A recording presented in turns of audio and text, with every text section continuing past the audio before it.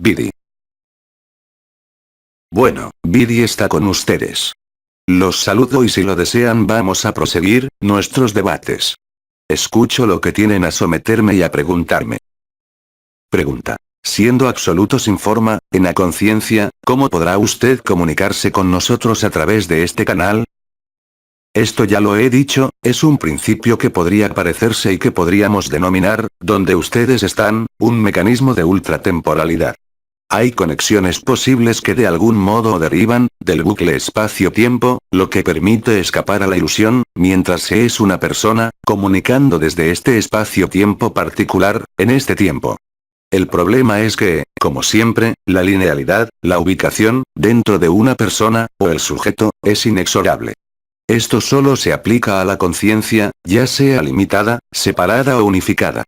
Tú estás tratando de representarte los mecanismos de funcionamiento que no están vigentes más allá de un cierto límite, este límite es comparable a la infinita presencia.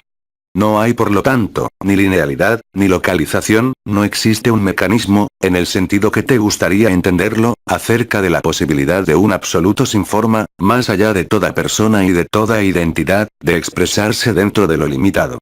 Pero el absoluto está más allá del ser, está más allá del no ser. El absoluto contiene tanto a la fuente, que a la conciencia limitada o no limitada y la no manifestación. En el absoluto, el tiempo, el espacio, la linealidad, no existen. Solo la percepción de tu propia conciencia te limita a la posibilidad de comprensión, así como a la experiencia de este mecanismo. Pero no se trata de una entidad existente, en algún lugar, en un espacio o una dimensión, llegando a expresarse más allá de las personas, de una persona a otra. Eso no funciona así. Pregunta. Cuando uno está en los brazos del Padre, con el amor del Padre, ¿a dónde ir? ¿Alguna vez has visto los brazos del Padre? ¿Qué tipo de representación puede existir a través de estas palabras, si no es la existencia de una limitación? Reposar en los brazos del Padre, detenerse en el fusión de la luz, es aún un acto de la conciencia y un estado de la conciencia. El absoluto no tiene nada que ver con eso. Por supuesto, tú eres libre de reposar en lo que concibes o llamas los brazos del Padre. ¿Cuál es el Padre y qué es lo que los brazos del Padre tienen a hacer allí, sino una creencia o una metáfora expresada por tu cerebro? Si se trata de un sujeto, muéstramelo. Si se trata de un objeto o una parte del sujeto, descríbemelo.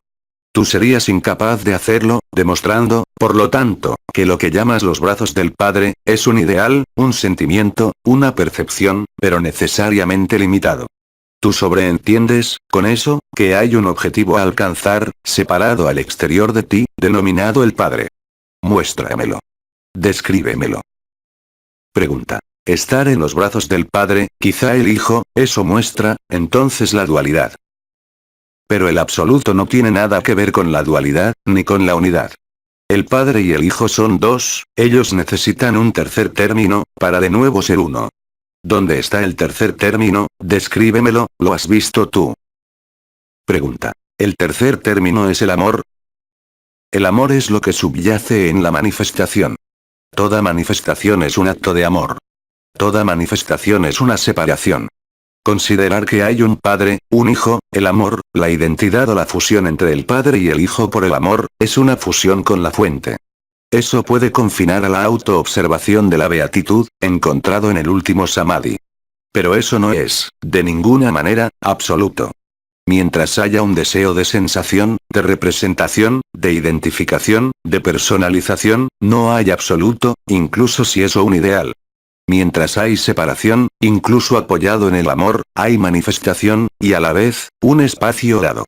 Quiero enfatizar que es extremadamente peligroso dar apelaciones no experimentadas por uno mismo, pero que representan de alguna manera, un ideal proyectado. Mientras haya identificación con un Padre, una fuente, hay una distancia. La distancia proviene de la identificación, ya sea en tu propia persona, proyectando un ideal sobre otra, teniendo para ti, carga emocional o protectora. Mientras este tipo de enfoque no se detiene, por cuestionamiento o, por refutación, hay una aceptación, por convención, de expresiones de ese género. Así, desde que tú lo nombras el Padre, Brahma, Vishnu, cualquiera que sea la apelación, tan pronto hay un nombre, hay ideación, proyección, y separación.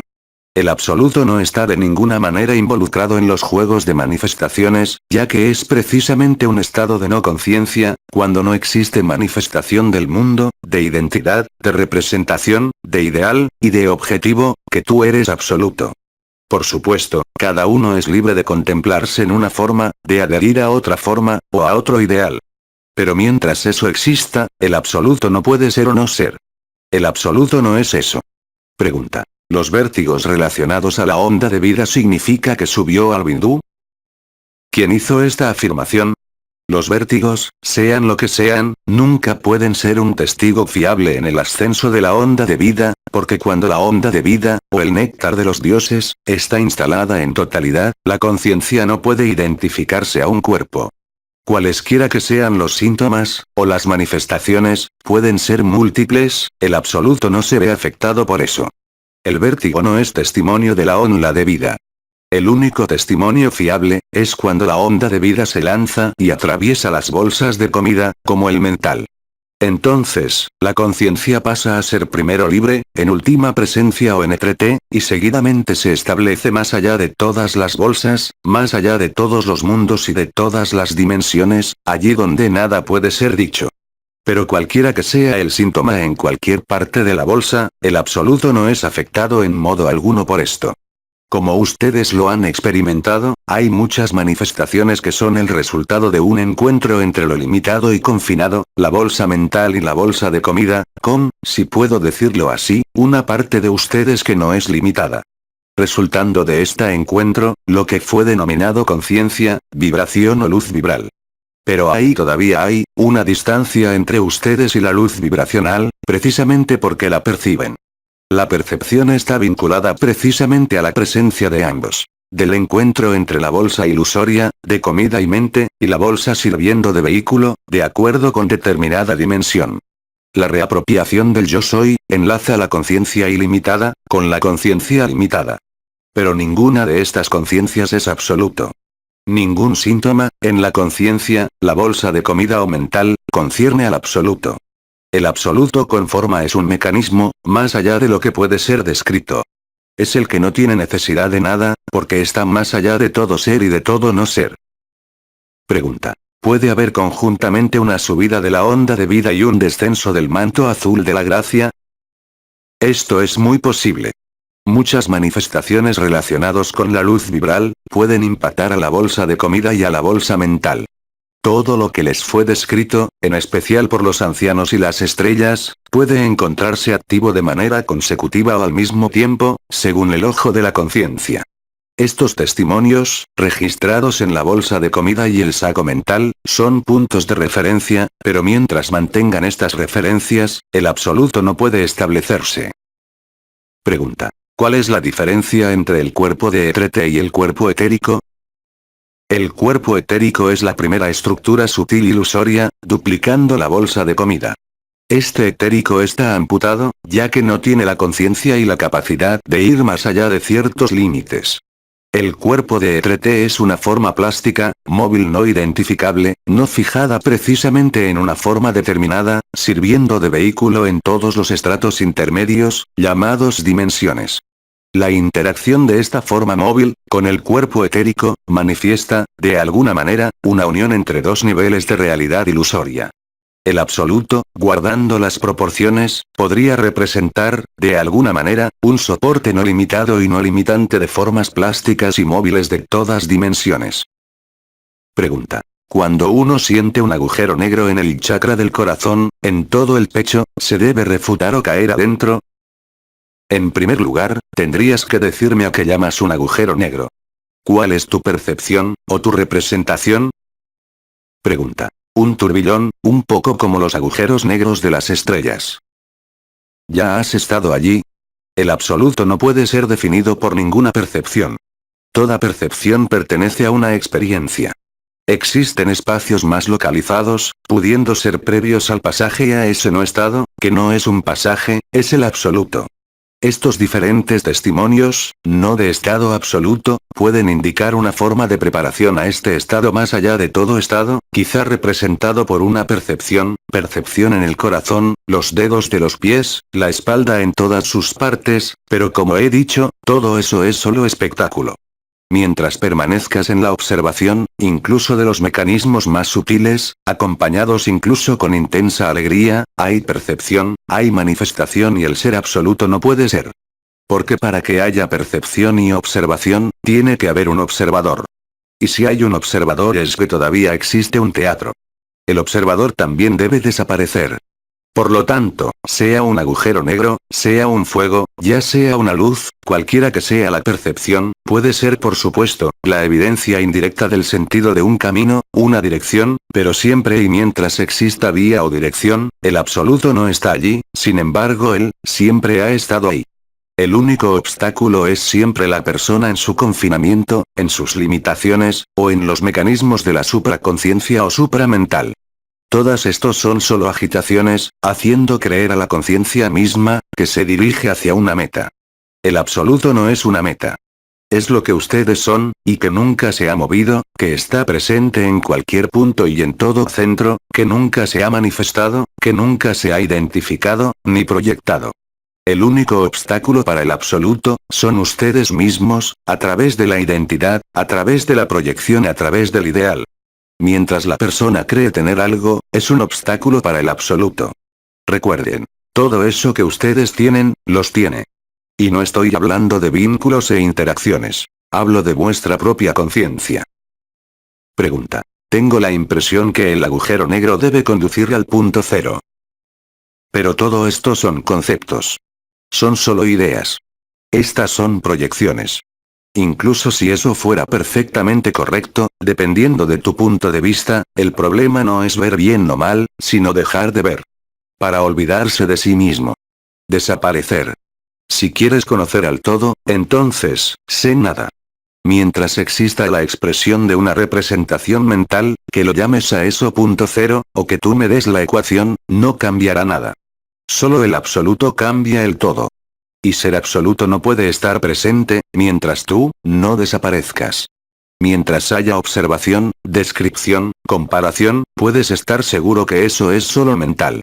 Porque la experiencia del absoluto no se obstaculiza con ninguna descripción y no puede ser descrita. Toda justificación, toda imagen, cualquier percepción, es un obstáculo a lo que eres. Yo te invito a releer lo que concierne al teatro. Cualquier representación mental, cualquier identificación, cualquier analogía, sea ella la más adecuada y más justificada, es, y representará, siempre, un obstáculo para lo que eres. Trata de entender que este es siempre el juego de la conciencia. Ya sea en la observación de un paisaje, ya sea en la vivencia del paisaje, a nivel vibratorio, todo eso son solo proyecciones, exteriorizaciones, ya sea en la conciencia limitada o ilimitada. Solo es una serie de experiencias, una sucesión de observaciones. No es el hecho de creer seguir un camino, que libera el camino. Solo el yo soy uno, puede ser un requisito previo. Sin embargo, lo previo no es indispensable ni obligatorio ni testigo de progreso. Esto puede, a los uno, representar un impulso para ir más lejos, puesto que no hay más lejos, es decir, parar de ver un camino y de creer que hay algún camino. La evolución concierne solo a la persona y la personalidad. Pero la personalidad no encontrará nunca una salida, mientras ella exista. Pregunta. En la ilustración de la pieza de teatro, ¿dónde se sitúan el alma y el espíritu? La personalidad es la que actúa en el escenario. El alma sería el observador quien cree que es el destinatario de lo que observa, de un principio alterado de alguna evolución, o de alguna mejora.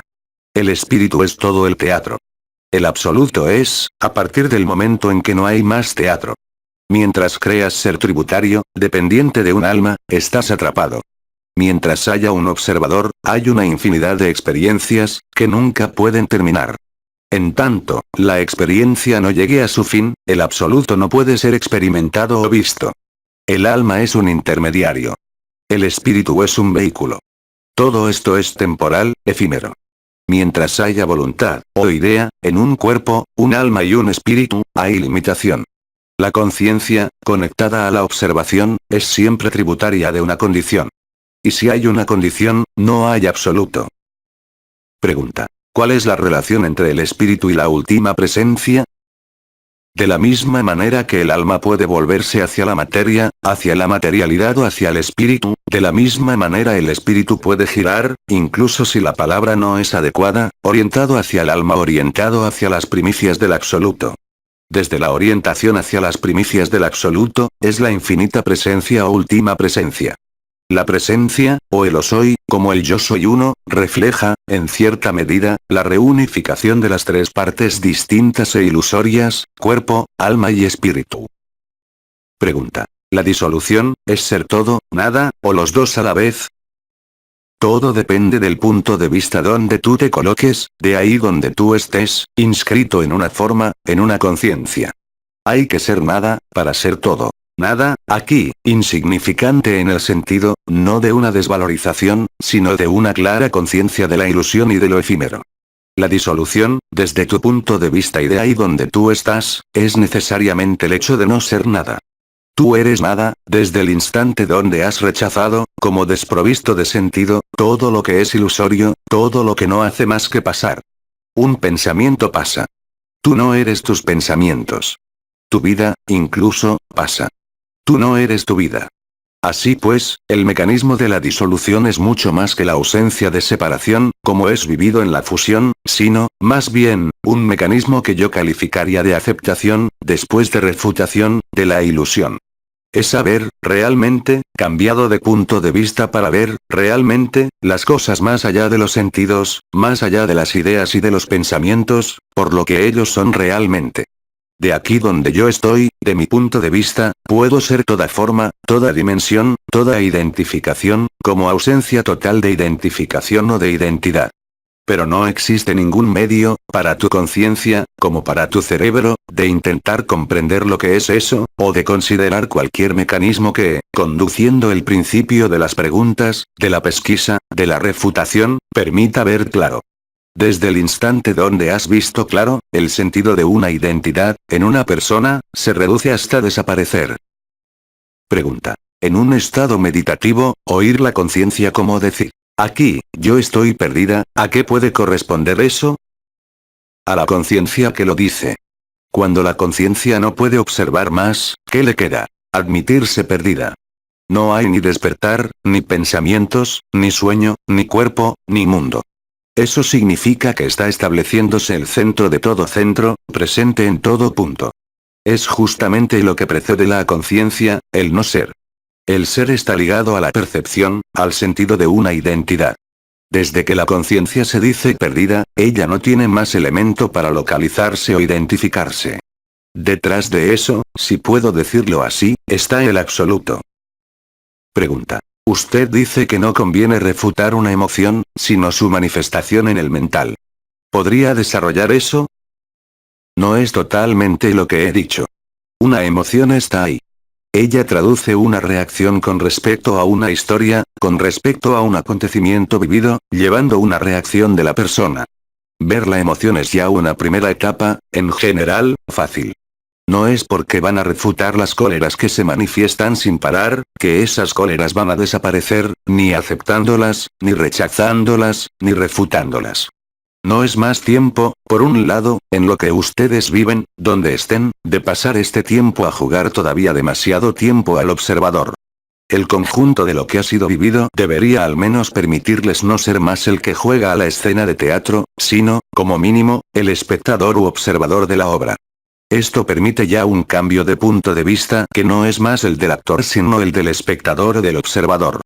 El observador o el espectador puede vivir, sentir o traducir una emoción, en relación con lo que sucede en el juego del actor. Pero, en ningún momento, el observador se toma por el actor. Ese es el cambio de punto de vista.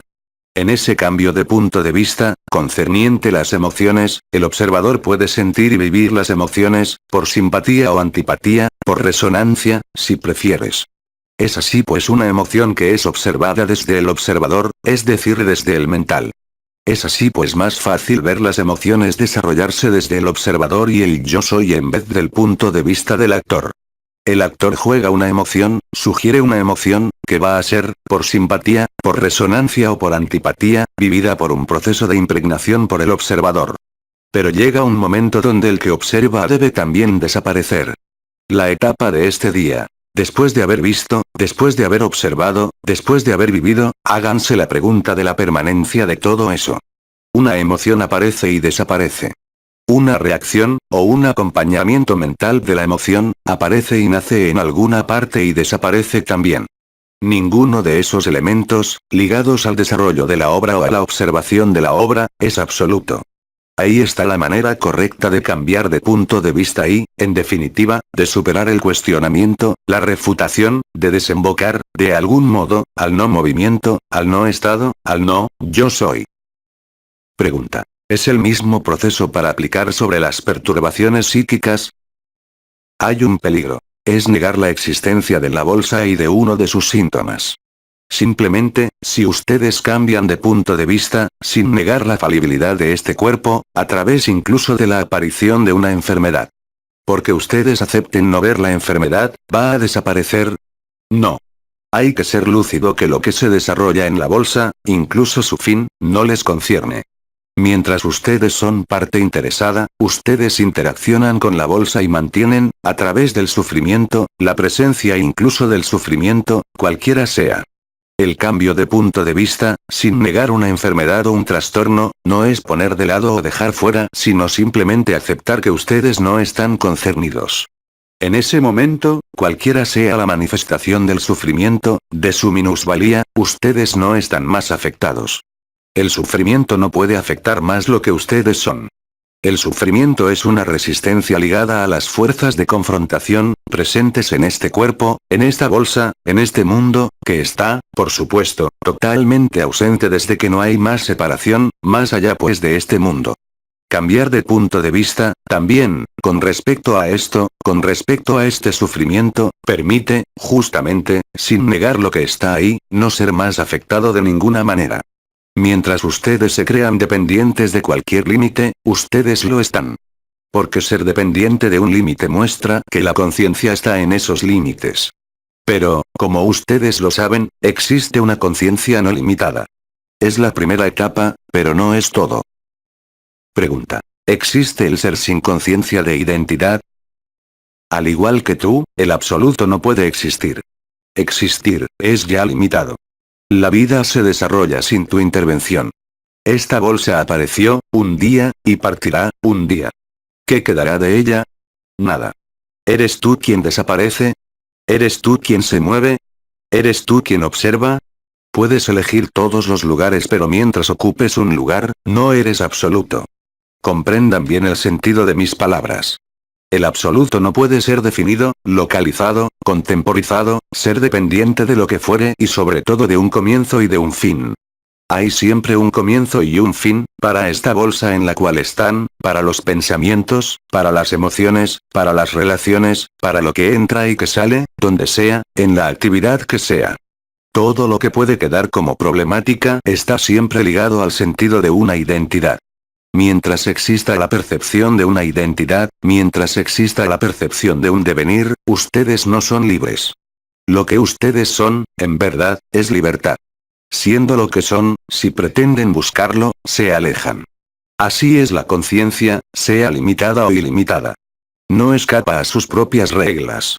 Sin conciencia, no hay observación, no hay ser, no hay yo soy. Cambiar su emplazamiento y su punto de vista pone fin al juego de la conciencia. No hay otra posibilidad de salir de este efímero sin fin, pero que solo será siempre un efímero. Eliminen todo lo que tiene un comienzo y un fin, es decir, el conjunto de lo manifestado, y serán absoluto. Esta eliminación no es, una vez más, el hecho de negar lo que es sino, más bien, de colocarse fuera de lo que nació, fuera de lo que interactúa, fuera de lo que aparece y desaparece. Es lo que ustedes son. Tengan la humildad de reconocer que toda forma de conocimiento sobre este mundo no es más que una vanidad y una ignorancia. No hay otra elección posible para el absoluto. Pregunta. ¿La alegría inefable y el amor infinito forman parte del juego de la conciencia? Sí. El absoluto es lo que permite todo eso. Pero no es todo eso. Es mucho más que todo eso.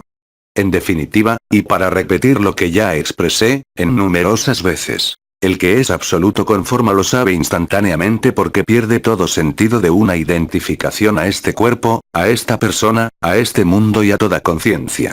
Ahí, está la paz suprema, y en ninguna otra parte. Pregunta. ¿Qué sucedería si todas las conciencias se volvieran absolutas?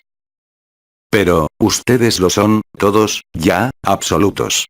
Se produciría exactamente lo mismo que se produce cuando tú duermes. No hay más interacción con este mundo. Este mundo desaparece. Es a veces reemplazado por lo que ustedes nombran el mundo del sueño. Cuando todas las conciencias que interactúan duermen, ¿se puede llevar una acción? No. El mundo ha desaparecido para todas las conciencias, al momento donde ellas duermen. El mundo no resulta más que de la interacción de los sueños y de las proyecciones de cada uno, a los cuales ustedes han dado peso, a las cuales han adherido, hasta negar o desconocer vuestro estado real. Es eso que induce la noción de búsqueda, unida al miedo. ¿Cómo lo que nunca ha nacido, lo que nunca desaparecerá, puede tener miedo? Eso les muestra, justamente, que cuando ustedes ignoran lo que son, buscan, creen buscar, creen sufrir. El que para todos esos movimientos, todas esas manifestaciones, saliendo de esta bolsa mental, como de esta bolsa de alimento, como de toda conciencia, realiza lo que es. Es liberado. Es el conocedor. Todo el resto no son más que proyecciones. El que es Jnani no puede hacerse la menor pregunta sobre el sentido de su identidad, sobre el sentido de cualquier sufrimiento, de cualquier mundo. Él lo es, pero no está concernido. Eso no quiere decir que ha renunciado al mundo. Él deja este mundo por lo que es, deja esta bolsa de comida alimentarse, deja esta bolsa mental y intercambiar, deja al espectador mirar, deja al actor jugar. Pero el hecho de no estar más identificado cambia todo. La única paz está ahí, no está en otro lugar. Porque, ustedes sean espectador o actor, siempre estarán afectados, de una manera o de otra, por el comienzo y el fin del espectáculo y por el conjunto de las interacciones. El que está liberado no está más afectado por eso, incluso si eso se vive. Y el que es absoluto no puede dudar un segundo, ni hacerse la menor pregunta sobre el yo soy, sobre lo limitado y lo ilimitado, sobre el absoluto. En resumen, podría decir que la conciencia es lo que enmascara el absoluto, pero ustedes son libres de experimentar todas las conciencias. Pero todas las conciencias no serán absolutas. Ellas están incluidas, ser como no ser. Ser absoluto, ese estado más allá de todo estado, confiere Shantinilaya. Shantinilaya no puede ser afectado por ninguna contingencia, de este cuerpo como de este mundo. Desde luego, hay obligaciones en la forma, hay obligaciones en la interacción de las diferentes bolsas. Pero eso es vivido sin ninguna identificación, sin ninguna posibilidad de alterar el absoluto. Pregunta. ¿La parrilla planeta forma parte del sueño? ¿Provocaría este estado de conciencia para la humanidad entera? El encuentro con la luz vibral es el encuentro con lo que ustedes podrían nombrar el Padre o la Fuente o el Espíritu Santo. Es el encuentro con el Brahman. Pero Brahman no es para Brahman. Es, simplemente, la reinserción, en la conciencia, de su ilimitación, como posibilidad de observación. El absoluto no puede venir. Está ya ahí. El absoluto no es algo que viene a vuestro encuentro. Está ya ahí. Al absoluto no le importa nada la parrilla planeta, ni la explosión de este planeta, ni su alienación, ni la desaparición de todos los universos, como de toda dimensión. Así pues, lo que ustedes nombran parrilla planeta no es el absoluto. Es el encuentro con la fuente. Pregunta. Cuando se está en el estado de quedar tranquilo, ¿habría una técnica a excepción de olvidarse de sí mismo para poner la conciencia en ninguna parte? La conciencia se apagará por sí sola. Se apaga ya, cuando tú duermes. Aparte de la conciencia del sueño, tu conciencia, tiene conciencia, si puedo decir, de lo que tú hacías cuando dormías, fuera del sueño. No. Así pues, la conciencia observa, de ahí donde está, la desaparición del cuerpo, de los pensamientos, de las emociones. Pero ella está ahí, observa. Salir del observador, es desenmascarar lo que ha estado siempre ahí, que nunca se ha movido, nunca se ha manifestado, como ustedes lo conciben. La acción incluso de querer hacer cesar la observación es una reacción. Más allá de quedar tranquilo, cuando el conjunto de signos y señales, de la conciencia, del cuerpo o de la bolsa mental o de las emociones, o de las funciones fisiológicas, desaparecen, cuando la conciencia, como ha sido dicho luego, se pierde, entonces te encuentras. Pero querer actuar sobre el observador, no sirve de nada. Hay que dejar la fase, que podrían llamar de adormecimiento, o de sueño, a la mañana, producirse. El misterio, si puedo hablar así, está ahí. En el instante preciso donde la identidad desaparece en el sueño, al adormecimiento o al despertar, cuando el sentido de identidad no está todavía presente. Ahí, es lo que yo nombré, la basculación. Pregunta. ¿La infinita presencia es también el absoluto? Si es la infinita presencia, está pues calificada. Todo lo que está calificado no puede ser absoluto. Hay todavía un observador que observa la infinita presencia. Así pues el absoluto es absoluto. No es el absoluto o última presencia, mientras haya presencia. Mientras haya yo soy, no hay absoluto. Incluso si el yo soy, como lo he dicho, puede representar una condición previa, pero no es una obligación. Así pues, la última presencia no tiene nada que ver con el absoluto, incluso si puedo emplear esta expresión, costados parecidos. El absoluto no está en el ser, ni en el no ser. Igual que el absoluto no es ni la unidad, ni la dualidad, ni la no dualidad, pero engloba todo eso y mucho más. Pregunta. ¿A qué corresponde el hecho de despertarse a la noche sin saber más, ni dónde uno se encuentra ni quién se es? Como yo lo he dicho, menos comprendes, mejor eso es. La desidentificación, la pérdida de lo ilusorio y de lo efímero, inducidos por la luz, lo que ustedes han nombrado la parrilla planeta, es ya vivido, en ciertos momentos por ustedes. Es cuando desaparecen, cuando no saben más quiénes son, dónde están, sobre cuál mundo están, que se acercan de lo que han sido siempre.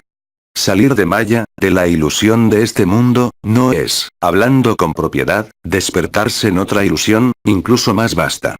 Es, justamente, el momento donde no comprendes más, el momento donde no sabes más, que se produce el acercamiento de lo que tú eres. En esos momentos de desaparición puntuales, o en el momento de desaparición último, hay la posibilidad de restablecer lo que ustedes son, en el absoluto. Para el absoluto que ustedes son, no hay diferencia, en estos tiempos que viven, entre ver aparecer una enfermedad fulminante, que despertarse a la noche sin saber más quién son ni dónde están.